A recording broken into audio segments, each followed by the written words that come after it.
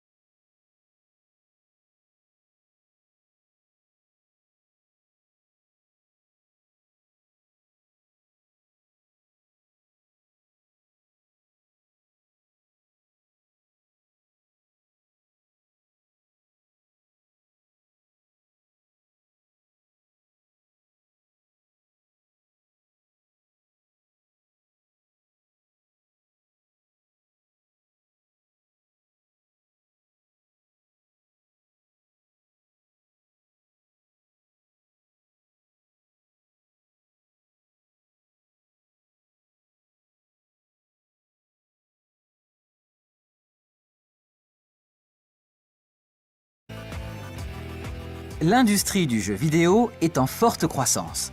Elle a plus de poids que celle du livre, du cinéma ou de la musique. Les ventes de consoles de jeux ne cessent d'augmenter. Notre première invitée, Marianne Bouleg, est ingénieure en informatique et passionnée de jeux vidéo depuis l'adolescence. Mais elle est aussi, et c'est ce qui nous intéresse plus particulièrement ce matin, championne de e-sport. L'e-sport, c'est du sport électronique, c'est-à-dire la pratique en ligne d'un jeu vidéo, seul ou en équipe, à travers un ordinateur ou une console de jeux vidéo. Personnellement, utiliser le mot sport me gêne pour parler d'une activité où on reste assis la plupart du temps. D'où ma première question. Peut-on vraiment dire que l'e-sport, c'est du sport ? Ah, grande question. Pour ma part, je dirais que l'e-sport, c'est pas exactement un sport comme les autres, parce qu'il n'y a pas d'exercice physique. Mais ça reste du sport, car les joueurs, en particulier les joueurs professionnels, ont une mentalité sportive. Il y a cette idée qu'on doit devenir le meilleur. Bon, après, c'est vrai qu'au lieu de courir, de faire de la musculation, nous, on se perfectionne sur un clavier et une souris. Donc, on développe plutôt nos réflexes, la capacité d'anticipation. Et puis, l'e-sport, c'est aussi beaucoup de stratégie, plus que dans le sport traditionnel. Il manque quand même l'aspect collectif dans l'e-sport, le fait de se rassembler pour gagner. Les joueurs sont seuls face à leur écran, non ? Je ne suis pas tellement d'accord.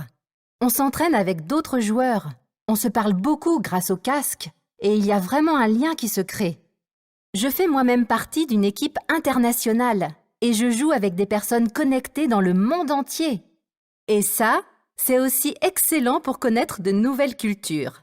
Et en plus, on peut faire des progrès en anglais. Et est-ce que selon vous, l'e-sport peut donner envie de pratiquer du sport dans la réalité ? Je pense surtout aux jeux de simulation sportive, de foot ou de tennis. Alors, c'est vrai que grâce à ces jeux vidéo sportifs, qui sont très, très réalistes, on connaît mieux les règles et les stratégies d'un sport. Le problème, c'est que quand on est joueur d'e-sport, on joue pendant des heures et ça laisse peu de place pour autre chose. Mais je tiens à dire qu'il existe aussi des compétitions avec par exemple des jeux de danse ou de boxe, où on bouge beaucoup plus, car on est debout et tout le corps est sollicité. Et y a-t-il un risque d'addiction dans l'e-sport ? Je dirais que c'est comme pour toutes les autres technologies. Il faut apprendre à s'en servir. Les plus jeunes joueurs en particulier ont du mal à résister à l'attrait du jeu. Ils vont même jusqu'à casser leur ordinateur ou leur console dans les cas les plus extrêmes. L'avantage dans l'e-sport, c'est que quand vous entrez dans un club, votre entraîneur vous aide à mettre des limites à votre pratique des jeux vidéo. Les parents apprécient cet aspect d'encadrement car la plupart d'entre eux ne jouent pas et ne sont donc pas capables d'éduquer correctement leur enfant à l'utilisation de ces jeux.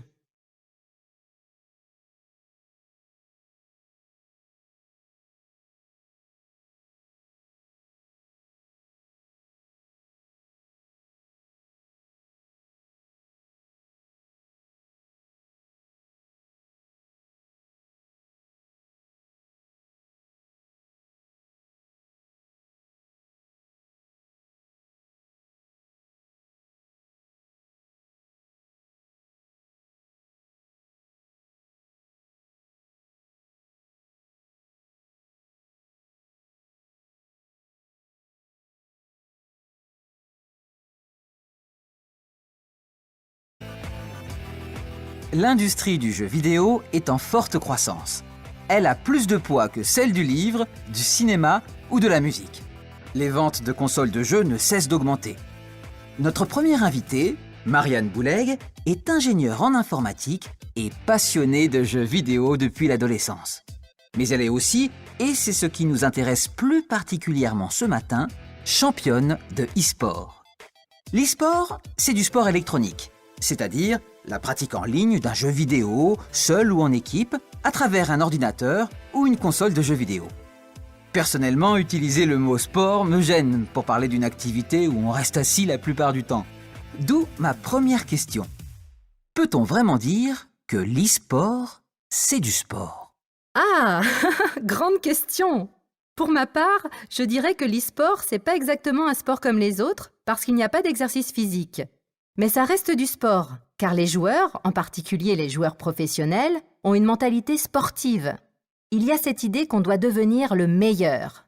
Bon, après, c'est vrai qu'au lieu de courir, de faire de la musculation, nous, on se perfectionne sur un clavier et une souris. Donc, on développe plutôt nos réflexes, la capacité d'anticipation. Et puis, l'e-sport, c'est aussi beaucoup de stratégie, plus que dans le sport traditionnel. Il manque quand même l'aspect collectif dans l'e-sport, le fait de se rassembler pour gagner. Les joueurs sont seuls face à leur écran, non ? Je ne suis pas tellement d'accord.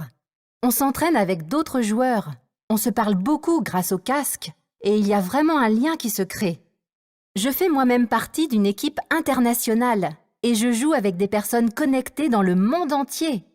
Et ça, c'est aussi excellent pour connaître de nouvelles cultures. Et en plus, on peut faire des progrès en anglais. Et est-ce que selon vous, l'e-sport peut donner envie de pratiquer du sport dans la réalité ? Je pense surtout aux jeux de simulation sportive, de foot ou de tennis. Alors, c'est vrai que grâce à ces jeux vidéo sportifs, qui sont très, très réalistes, on connaît mieux les règles et les stratégies d'un sport. Le problème, c'est que quand on est joueur d'e-sport, on joue pendant des heures et ça laisse peu de place pour autre chose. Mais je tiens à dire qu'il existe aussi des compétitions avec par exemple des jeux de danse ou de boxe où on bouge beaucoup plus, car on est debout et tout le corps est sollicité. Et y a-t-il un risque d'addiction dans l'e-sport ? Je dirais que c'est comme pour toutes les autres technologies.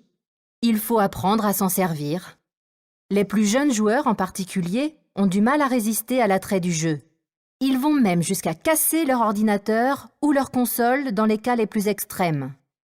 L'avantage dans l'e-sport, c'est que quand vous entrez dans un club, votre entraîneur vous aide à mettre des limites à votre pratique des jeux vidéo. Les parents apprécient cet aspect d'encadrement car la plupart d'entre eux ne jouent pas et ne sont donc pas capables d'éduquer correctement leur enfant à l'utilisation de ces jeux.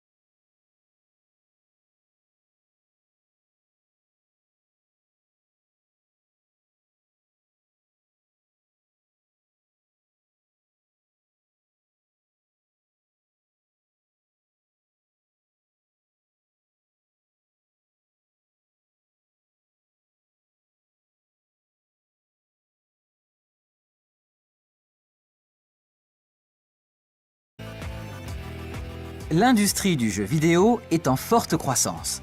Elle a plus de poids que celle du livre, du cinéma ou de la musique. Les ventes de consoles de jeux ne cessent d'augmenter. Notre première invitée, Marianne Bouleg, est ingénieure en informatique et passionnée de jeux vidéo depuis l'adolescence. Mais elle est aussi, et c'est ce qui nous intéresse plus particulièrement ce matin, championne de e-sport. L'e-sport, c'est du sport électronique, c'est-à-dire la pratique en ligne d'un jeu vidéo, seul ou en équipe, à travers un ordinateur ou une console de jeux vidéo. Personnellement, utiliser le mot sport me gêne pour parler d'une activité où on reste assis la plupart du temps. D'où ma première question. Peut-on vraiment dire que l'e-sport, c'est du sport ? Ah, grande question. Pour ma part, je dirais que l'e-sport, c'est pas exactement un sport comme les autres, parce qu'il n'y a pas d'exercice physique. Mais ça reste du sport, car les joueurs, en particulier les joueurs professionnels, ont une mentalité sportive. Il y a cette idée qu'on doit devenir le meilleur. Bon, après, c'est vrai qu'au lieu de courir, de faire de la musculation, nous, on se perfectionne sur un clavier et une souris. Donc, on développe plutôt nos réflexes, la capacité d'anticipation. Et puis, l'e-sport, c'est aussi beaucoup de stratégie, plus que dans le sport traditionnel. Il manque quand même l'aspect collectif dans l'e-sport, le fait de se rassembler pour gagner. Les joueurs sont seuls face à leur écran, non ? Je ne suis pas tellement d'accord. On s'entraîne avec d'autres joueurs, on se parle beaucoup grâce au casque, et il y a vraiment un lien qui se crée. Je fais moi-même partie d'une équipe internationale, et je joue avec des personnes connectées dans le monde entier. Et ça, c'est aussi excellent pour connaître de nouvelles cultures. Et en plus, on peut faire des progrès en anglais. Et est-ce que selon vous, l'e-sport peut donner envie de pratiquer du sport dans la réalité ? Je pense surtout aux jeux de simulation sportive, de foot ou de tennis. Alors, c'est vrai que grâce à ces jeux vidéo sportifs, qui sont très, très réalistes, on connaît mieux les règles et les stratégies d'un sport. Le problème, c'est que quand on est joueur d'e-sport, on joue pendant des heures et ça laisse peu de place pour autre chose. Mais je tiens à dire qu'il existe aussi des compétitions avec par exemple des jeux de danse ou de boxe où on bouge beaucoup plus, car on est debout et tout le corps est sollicité. Et y a-t-il un risque d'addiction dans l'e-sport ? Je dirais que c'est comme pour toutes les autres technologies. Il faut apprendre à s'en servir. Les plus jeunes joueurs en particulier ont du mal à résister à l'attrait du jeu. Ils vont même jusqu'à casser leur ordinateur ou leur console dans les cas les plus extrêmes. L'avantage dans l'e-sport, c'est que quand vous entrez dans un club, votre entraîneur vous aide à mettre des limites à votre pratique des jeux vidéo. Les parents apprécient cet aspect d'encadrement car la plupart d'entre eux ne jouent pas et ne sont donc pas capables d'éduquer correctement leur enfant à l'utilisation de ces jeux.